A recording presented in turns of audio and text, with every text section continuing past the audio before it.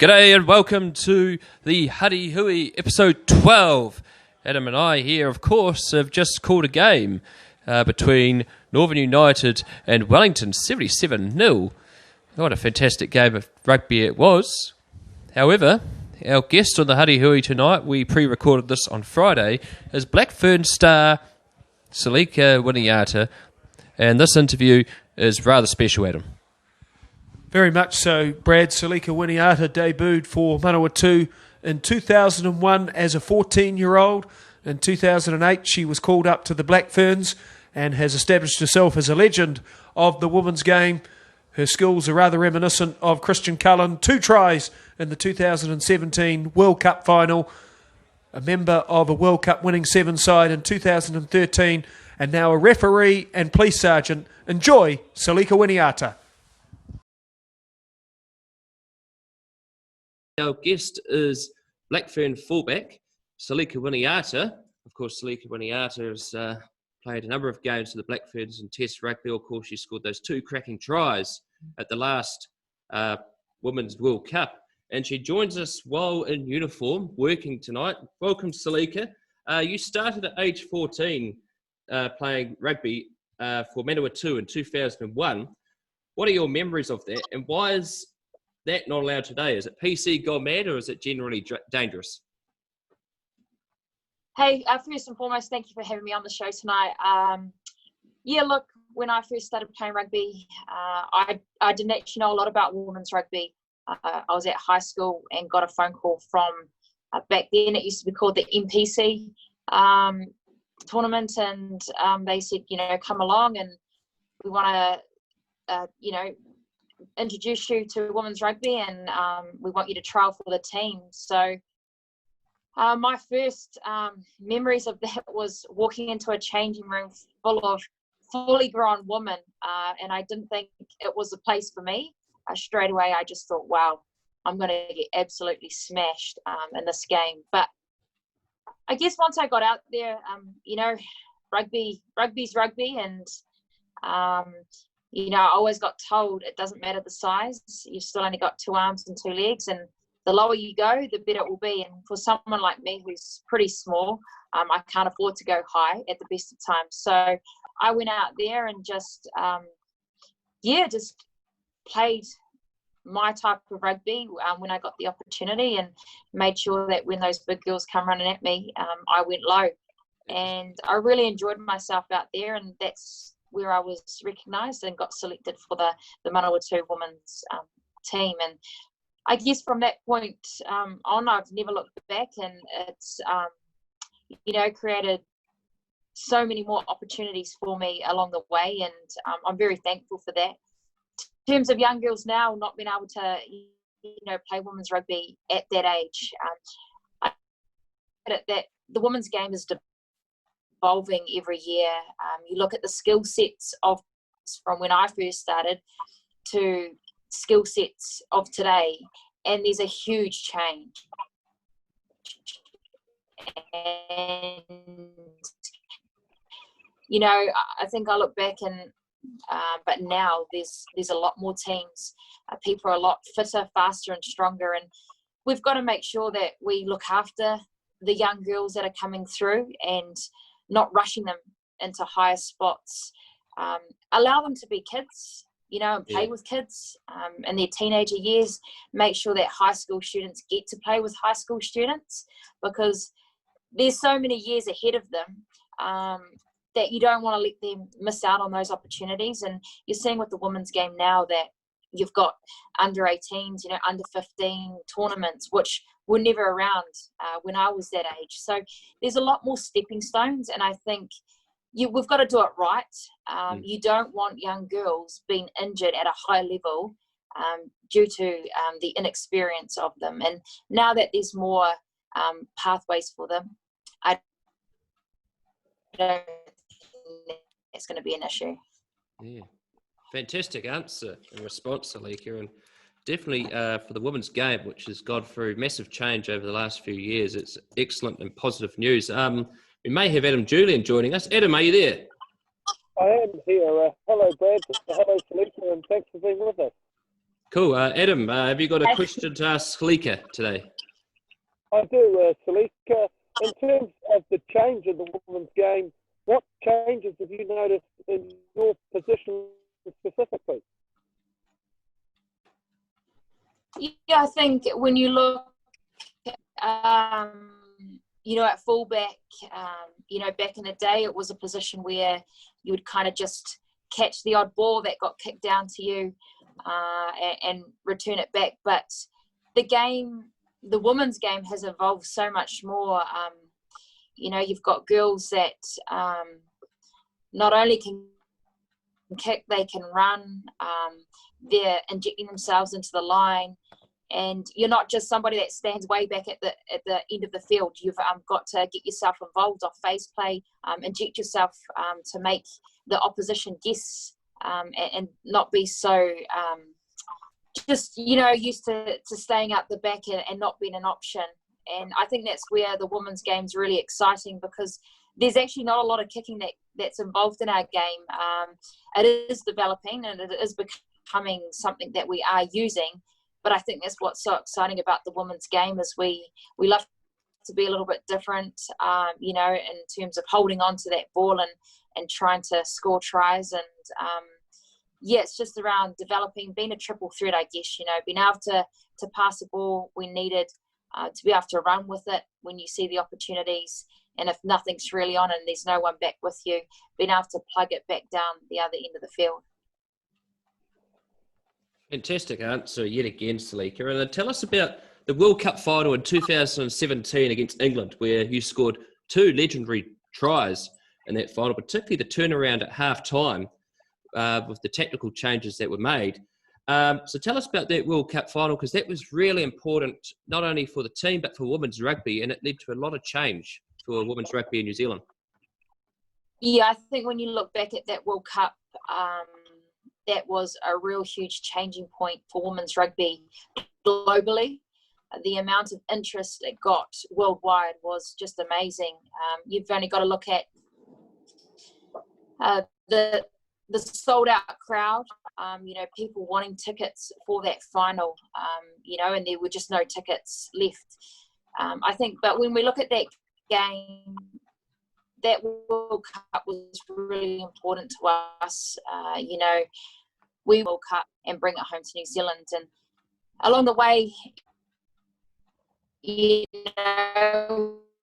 never lost sight of, just because, at pinnacle events, it's one of those things that you can have the best team on paper, but if you don't go out and perform, you can quickly be, erased from that World Cup and not make that final. So being able to get to that final was a huge achievement for us, but we knew that the job wasn't done. We were there. We knew we had to play for the full 80 minutes. And I think when we look back at that final, in the first half, we were down, but going inside into the changing rooms, everybody just looked at each other. We were composed. We were there to listen. And we had this real good vibe that, hey, we've got this. We know there's another 40 minutes. But we didn't allow England, to rattle us and put us off track in our goals that we had. Still there. And so we pretty much, did a bit of a reverse on them in the second half, where we started to play their game plan. And that's something that's not easily coached. You always go into a game with your number one plan, your game plan. But, there's times where it's not working. So you've got to be able to adapt and react to what's in front of you. And to be able to go out there in that second half and put it back on them, where we used our forwards, they were very surprised. And I actually don't think they really knew how to defend it. They were expecting us to go wide. They knew that we had the speed and the size out wide. And I think that's, credit to forwards. Yeah. Being able to dig deep. It's not easy, having to pick and go and do a few mauls and hold those. That game, when that final whistle went and seeing that ball get kicked out of the sideline, you just kind of took a moment and thought, wow, we've actually done it. We've gone through this World Cup unbeaten. we've won the final, we're taking this cup home, and to see the amount of support we had from our family and friends in the crowd was just so special. But I think what made it that much more special was coming home to the Auckland airport. I mean, we weren't expecting a lot of people there, but to see that arrivals area just solely packed out, people performing, people welcoming us, you know, the banners, the gifts, it was just amazing. And it's great to see that it's continued well after the World Cup. I mean, our goal is always to inspire, you know, the next generation, the next lot of girls that want to one day wear this black jersey. And the only way we can do that is by showing them what can be achieved and getting out in amongst the community, you know, to share our knowledge and experience and teach them, because that's what they look up to. And it's pretty rewarding to go back to your grassroots and to be able to give back to those that really want to be a part of it.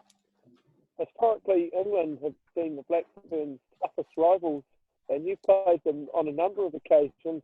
Aside from the World Cup final, what have been some of your favourite tests against England? I think back in 2013, if I'm correct, England came out to New Zealand and we played a test match in Hamilton. And throughout that game, we were down, and I remember all they needed to do was hold on to the ball for a couple of phases, you know, and then kick it out. But instead they kicked it back to us, and so we were deep in our own goal line basically, and we knew we had to hold on to the ball and score a try. And I think it went into like the 83rd or 84th minute, and we managed to get down the other end. I mean, I scored that winning try, but it was a team effort. It went from side to side.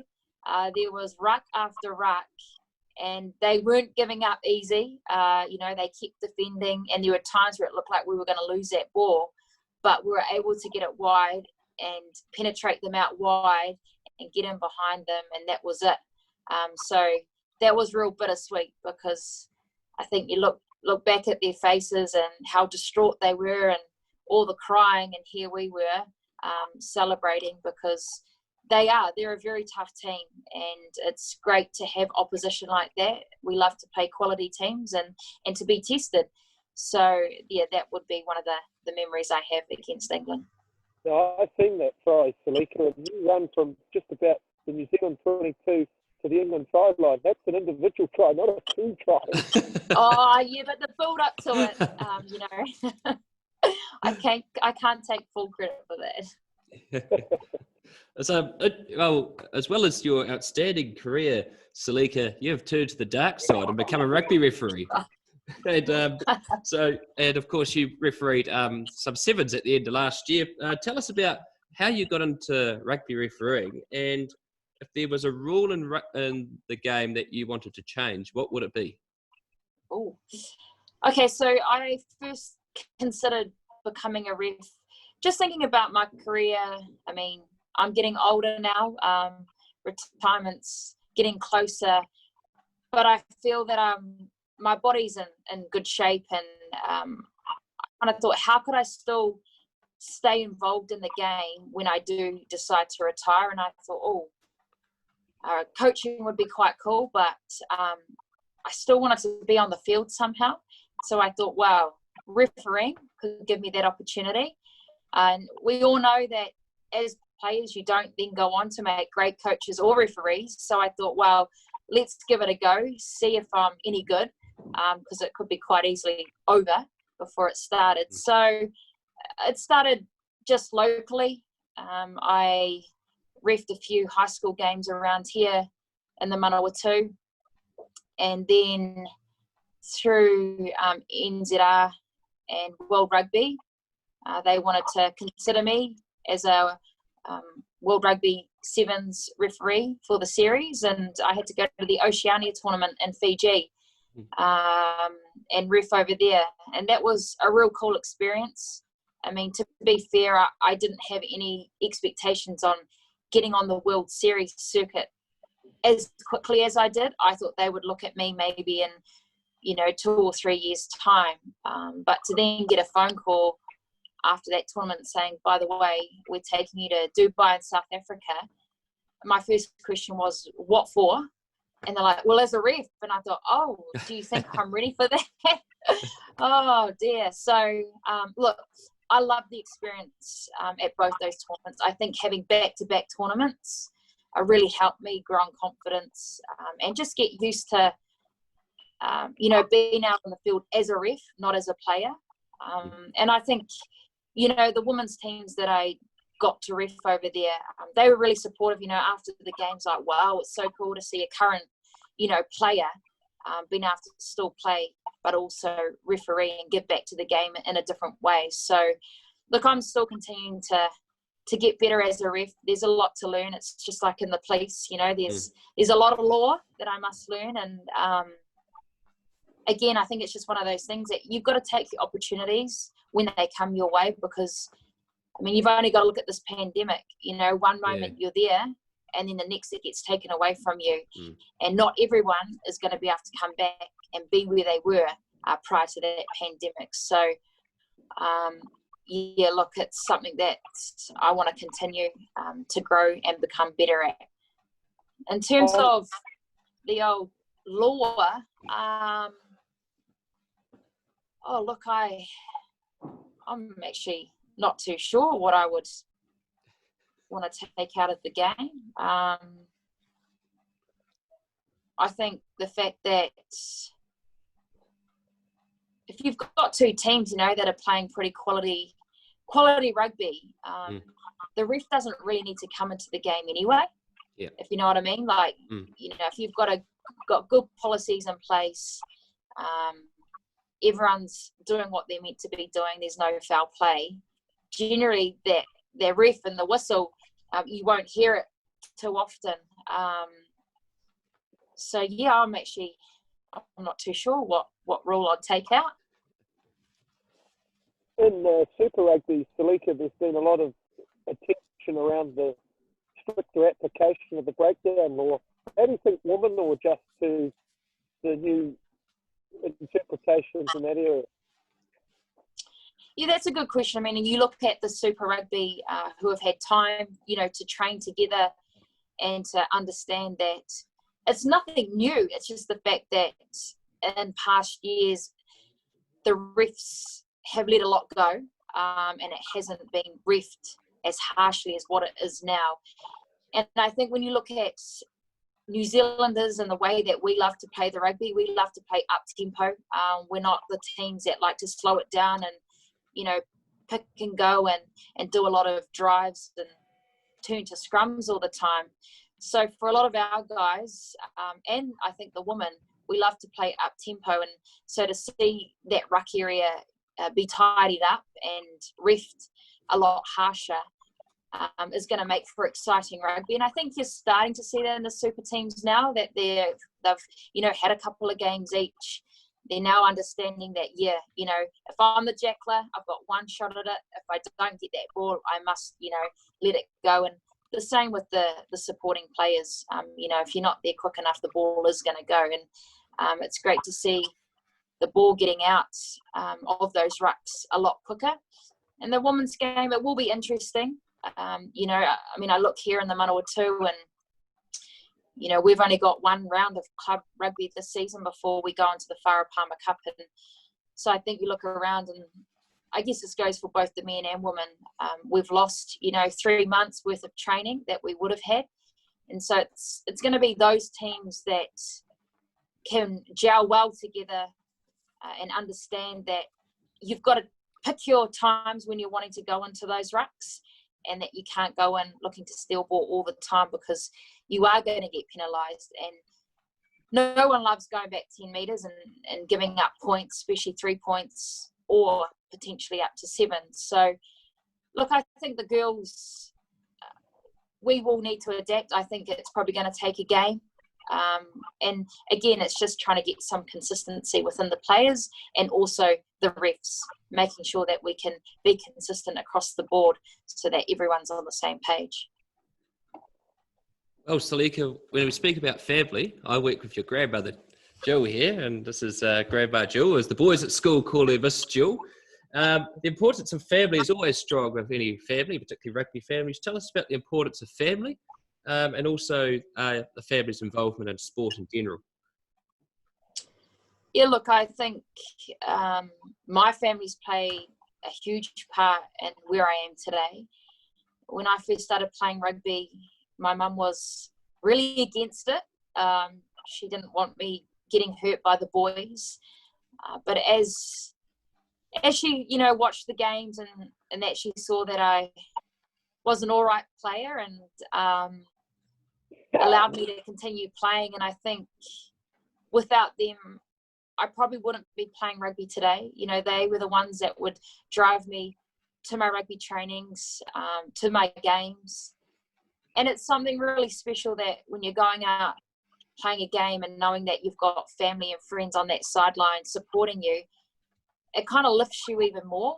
And when that game finishes, regardless of the outcome, you walk off being pretty proud that you're out here not only representing yourself, but your family and friends. And like I say, my family's is the backbone of who I am, and they're the reason, I've got to where I've got because of their ongoing support. Sport's one of those things where you go through ups and downs. It's not easy, but they're always there for you, regardless of what happens. And I'm just really thankful that I've had really supportive family around me who love to see me excel when I can, and just support me no matter what. What about when you were 7 years old, Selica, and you dislocated your finger? I think your mother was more upset than you. Yeah, it's just one of those things, and rugby, you get a lot of injuries, and that's easy. Just strap it and carry on and get on with life. Yeah. Your grandmother told me a story that you trained with the All Blacks once, and you said that you're fast and good at tackling, and you showed an All Black how Chiefs. to tackle. Well, the Chiefs. It was Chiefs, yeah.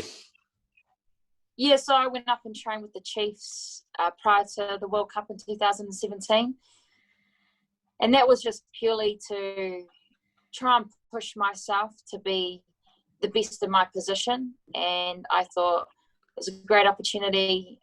They allowed me to go on for the whole week and train with them in their training sessions. And, look, they're massive, they're a lot faster and stronger than what I am. But it was great that they included me just like one of them. And I was able to get involved in all of the back training sessions and even some of the breakdown collision work where I could. But there was one training where we were just doing some back drills and I ran at Damien McKenzie and I didn't mean to, but I flattened him to the ground and ended up on top of him. And everyone was kind of like, whoa, like how you just got sat down by a female. But it was all cool. It was a bit of banter and a bit of fun. But I appreciate, the fact that the Chiefs allowed me into their environment, to train while they were still training for Super Games. Well, Selica, I'll probably be going, but I just want to say I really am proud of you, as Father Bear was. Oh, thanks, Grandma. Otherwise, I'll start crying. See ya. What a nice moment there, Brad, and thank you for having Selica on the program.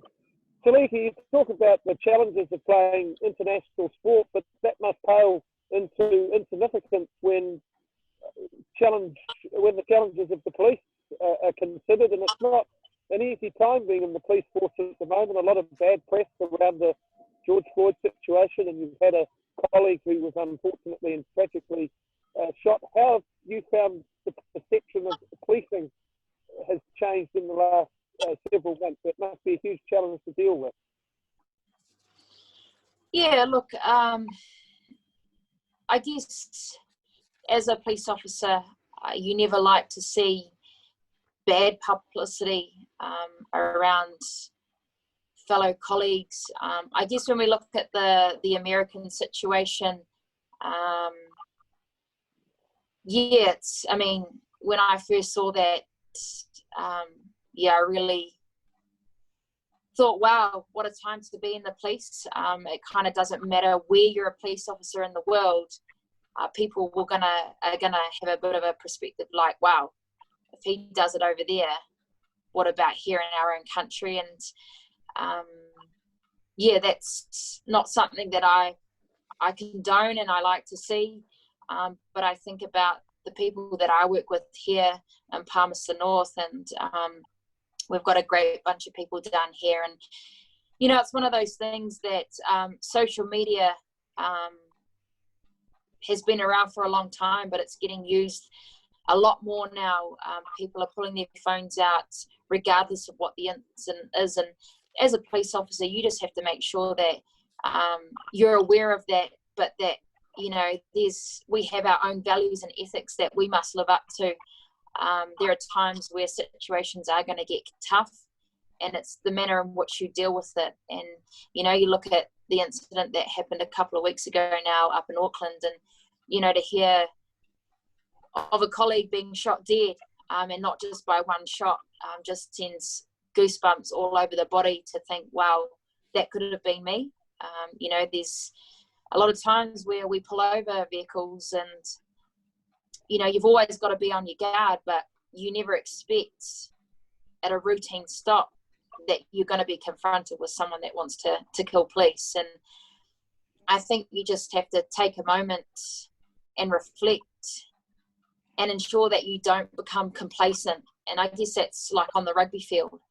You can't become complacent in your position or as a team and the reputation that you've had over the years, because once you start doing that, you let your guard down, and that's the time that others will take those opportunities and you'll miss out. So look, it hasn't been a good time for police in general in the eye of the media lately. But look, I love my job. I've been in it for 12 years now, and every day's different. I love being able to get out in amongst that community and help people in need. It's great to put smiles on faces, and I guess that's one thing that we've been trying to do with some of our younger kids in schools, is telling them that this blue uniform, we're actually here to help. We're not mean people.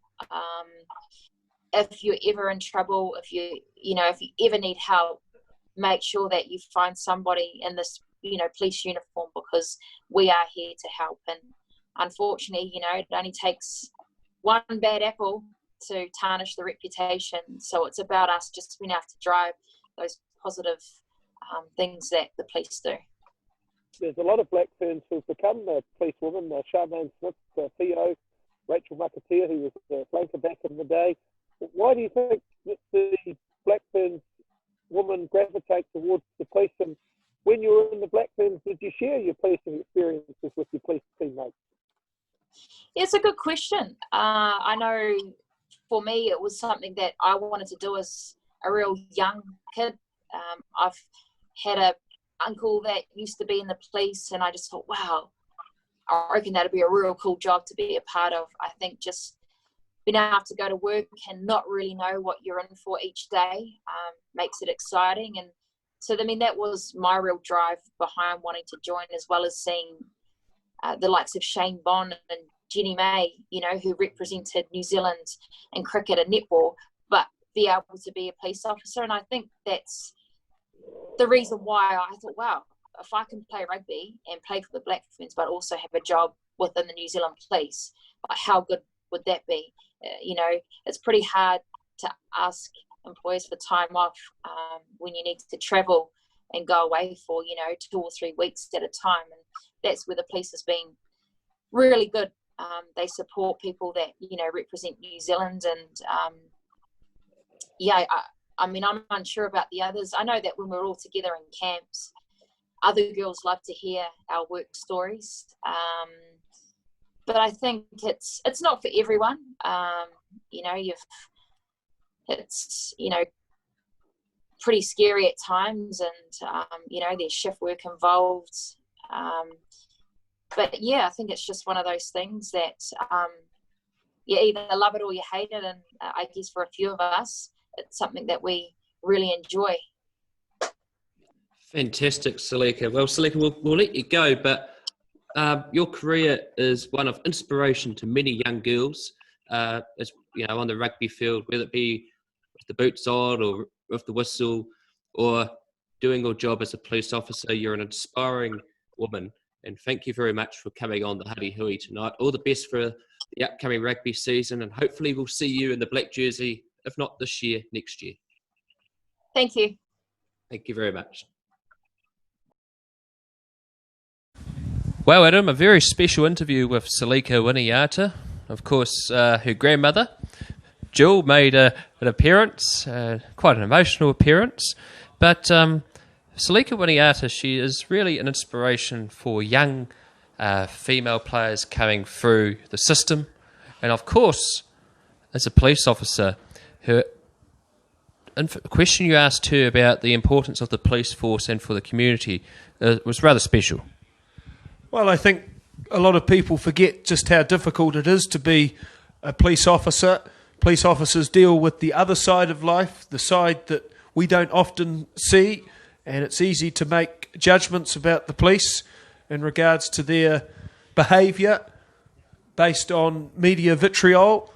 And I'm not saying there aren't rogue police officers. Selica acknowledged that herself, but we need to show respect for people who are on the front line, because they are dealing with meth, they are dealing with alcohol abuse, they are dealing with things that most of us, thankfully, don't ever see. Well, exactly right. And of course, her rugby career is just outstanding. Of course, we remember that final against England in 2017 and how special that was, those 2 tries she got, and the tactical change that the Black Ferns did after half-time to win the game against pretty much the tournament favourites England. It was a radical change in tactics, and what's interesting about asking Selica about the change in tactics and some of the other Black Ferns I've had the privilege of interviewing is just how composed they were with the overhaul of the strategy, and that's really an illustration of just how powerful that team was. But remember, in that 2017 Black Ferns team was Portia Woodman. He scored 8 tries in the first game against Hong Kong. Selica Winiata at fullback. Renee Whitcliffe, another outstanding winger on the left side. So for them to essentially abandon those weapons and replace them with a forward-orientated effort was absolutely superb. Toka Naitua scored a hat-trick in that final, and she later became so popular that she hurried out of the warehouse in her hometown because she was paged against her will.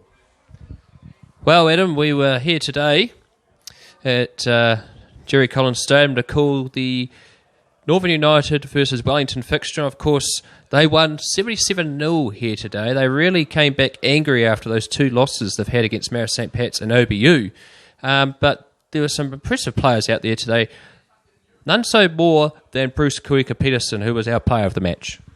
Well, the story of the game was the North scrum. It completely overwhelmed Wellington, and unfortunately the Axemen lost their tight head prop Cameron Rosengrave early in the game, and then they lost their 2 inspirational flankers, Sam Gardner and Max Allen, and really that underutilised against a powerful, angry and talented Norse team. It was always a tall order. 27-0 at half-time, became 50-0 at full-time. Bruce Kuika-Peterson was rampant throughout. He scored a try, he won turnovers, and he created a lot of the impetus on attack for Norse. The other feature of this victory was the commanding display from the Norse reserves. Malachi Unasa, formerly of Ori, scored 3 tries. Adrian Siumanufungai, the halfback, came on and scored a try. And Norse clocked half a century in the second half in what was a warning to the rest of the competition. Norse 2 losses first up, but they are the Jubilee Cup champions, and they showed why today. They have the ammunition to really post big scores and trouble anybody in this competition. Well, there were some big scores today and some very close scores. Of course, there was Petone, who beat Avalon 57-7. Parramatta Pliberton lost to Old Boys University 52 points to 5. Paniki just lost to Tawa at home, 17 points to 15. Upper Hutt put up a fight against Oriental Rongotai, but lost 21-17. Mara St. Pat's beat Wairoa Mata 27-10. And Huddle Boys barrassed 59 over Johnsonville 5. And so as the table of the top four, if it was going to be the Jubilee Cup semi-finals next week, would look like Tawa on top on 14 points alongside Huddle Boys Marist with 14 points and Mara St. Pat's on 14 points, and Old Boys University taking that fourth spot. Northern United only move up to ninth, Adam. Still a long way to go, but they are definitely a side to watch out for. And round 4 action for this coming week. Tawa against Oriental Rongotai. That's going to be a juicy game in particular. Wainui Mata Wellington. Wellington were looking to bounce back, but unfortunately, it's quite hard to come back after a loss like that today. Pariki over Parramatta Plymerton. Petone take on Marist St. Pat's. That's another beauty of a game. Northern United, Huddle Boys Marist, Upper Hutt, Avalon, and Old Boys University in Jayville. Can't wait for round 4. Tawa and Ories was a match that we called last year in the Jubilee Cup. Stephen Va'a scored a hat-trick and Ories won by 32-27. Petone and MSP have had a draw in recent seasons. Expect a tight tussle at the Petone Rec. MSP unbeaten. They've won 13 of their last 14 games now, the Reds, so they are looking very dangerous indeed. You'd expect Wainui Armada to bounce back against Wellington. Let's hope Alan Gardner and Rosengrave can recover quickly from their injuries. And Old Boys University could be 4-0 after the first month, and that's where we expect the 3-time Jubilee Cup champions in the last 5 years to be. Well, thank you for watching the Huddy Hui, and thank you to our guest Selica Winiata for coming on the show. We'll let you know what game Adam and I will be calling next week. Ciao for now.